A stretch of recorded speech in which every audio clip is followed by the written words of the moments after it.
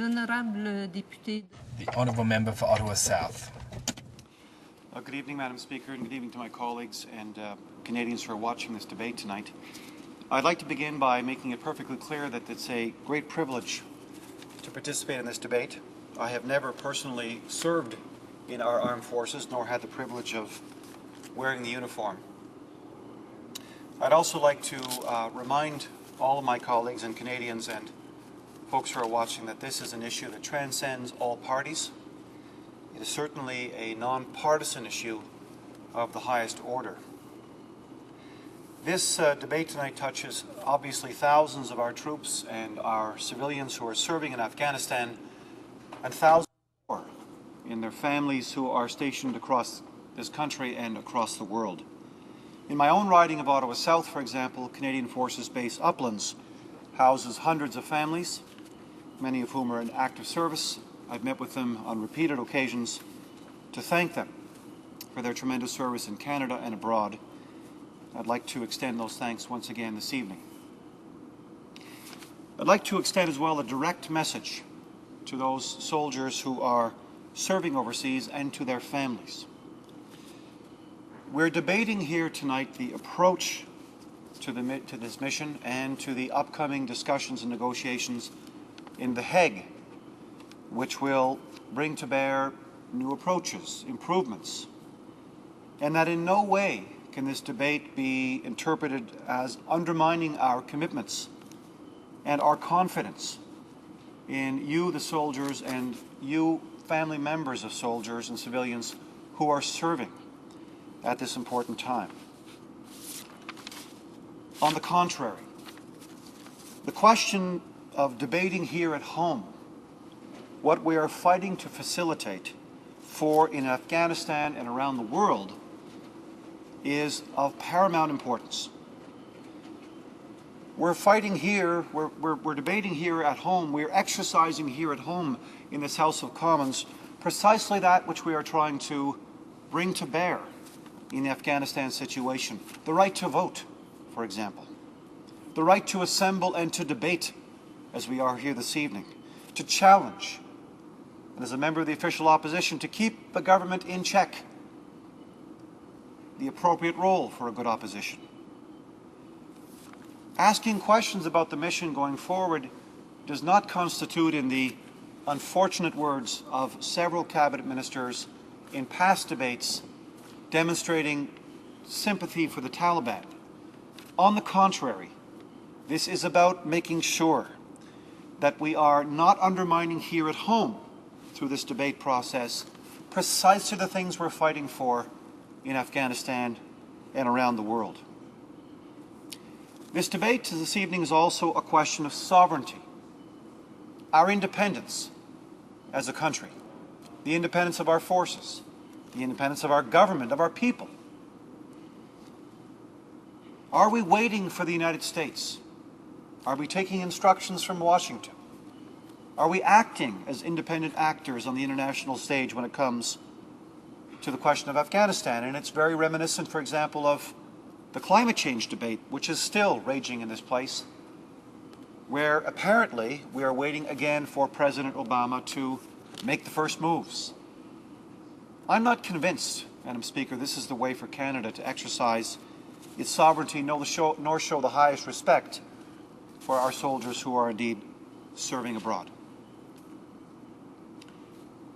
Some time ago, the Prime Minister said that our position, as indicated in the Afghanistan motion of March 2008, was that we were going to fight until the Taliban was effectively brought to heel, if not crushed. That's changed. Just recently, the Prime Minister on national American television news announced that, in fact, it was an unwinnable situation. I don't fault the Prime Minister for changing his view. I may fault him for announcing it on primetime American television, not speaking to Canadians here in the House of Commons. We were pleased, as the official opposition at the time, to effectively write the resolution, the motion that governs this mission until 2011. It was not the government It was the good work of our critic for foreign affairs and our leader, who together worked to write a prescriptive document, a precise document, a circumscribed mission, a beginning, a middle, clarity. We also wrote the Oversight Committee motion in this House of Commons to make sure that the government was following the good advice of Mr. Manley, who was asked to strike a high-level committee to review the Afghanistan situation and the mission there. That Oversight Committee motion was passed. Unfortunately, in all this time, we've only had 2 meetings of the Oversight Committee, the most recent of which was this morning, to hear more about how well are we doing. This is not about undermining. Canadians have deep conviction that this is an important mission for our sovereign country. Things have changed in other ways as well. Not only has the Prime Minister changed his view, but this resolution was struck at the time of a Republican administration in the United States. What a difference an election has made in Washington. We have a new normal now, and that is, of course, the arrival of President Obama and Secretary of State Clinton, who are bringing a refreshing new start to conflict resolution and working together to bring about ultimately peace.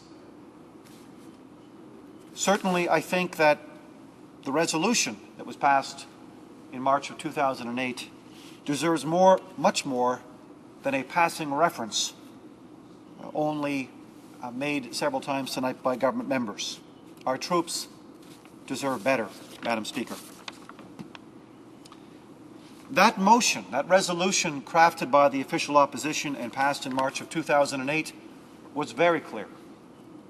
It was also endorsed by the government, and it called for a special envoy. Not an eminent persons panel as the NDP would have Canadians believe, but a single and experienced and influential special envoy who would carry with him or her the charge of the Canadian people, the responsibility of this House of Commons to ensure that the best outcomes could be had for Canadians, for Afghans, and for people everywhere. I don't think it is random that it took a prominent Liberal in Mr. Manley to bring the balance and the coherence to the mission which was lacking. And I recall reading his report where he indicated clearly the government was not doing as well as it could be doing, should be doing, in informing Canadians on the status of the mission, how things were progressing, the challenges we were facing. In no way, once again, to undermine the mission, but to do precisely here in this chamber what our troops are fighting for the Afghanistan people there. Other questions remain, Madam Speaker. Questions like linkages to events, emerging events in parts of Pakistan, where we know that in areas there are no governments. There is no rule of law. This is a tribal situation. There's a linkage between some of these areas and Taliban soldiers, Taliban supplies, Taliban foodstuffs, and so on and so forth. How do we reconcile this new and emerging challenge with the original mission mandate in our resolution of March 2008? Yet again, there are questions around new forms of conflict resolution. How might we improve so we can ultimately find peace? And finally, Madam Speaker, I think there are many outstanding questions on our real work on the development side, and particularly enhancing the rule of law, legal aid and court systems and prosecutors and defenders, the things we take for granted here that emerged over hundreds of years in Canada. How do we institutionally strengthen the government of Afghanistan, minimizing corruption, including enhancing accounting practices, participating in the free economy, the free market worldwide? These questions have to be addressed. We're looking forward to seeing more from the government, Madam Speaker, as it approaches these negotiations in The Hague in a short while. Thank you so much. Questions and comments? questions and comments? The Honourable Member from St. John's East. Thank you, Madam Chair. I was interested in the comments of the member for Ottawa South in relation to the efforts of Canada in assisting the development of governmental agencies. You talked about accounting practices, various other roles, assisting in the development of an opposition.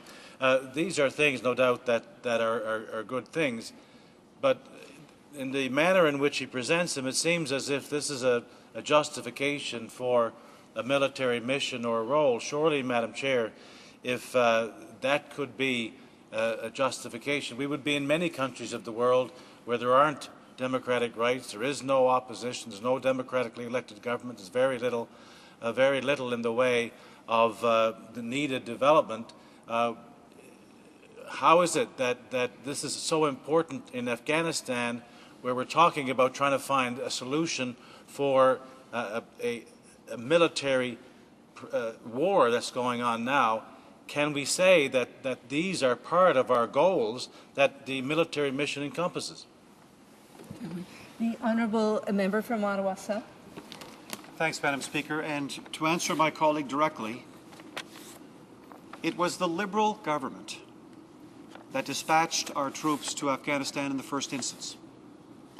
And when we did so, we were perfectly clear about the notion of the 3 Ds: defense, development, and diplomacy. I think, Madam Speaker, that in the 21st century, we've begun to understand that as we prosecute a war on Afghanistan territory, it is not to be prosecuted in isolation.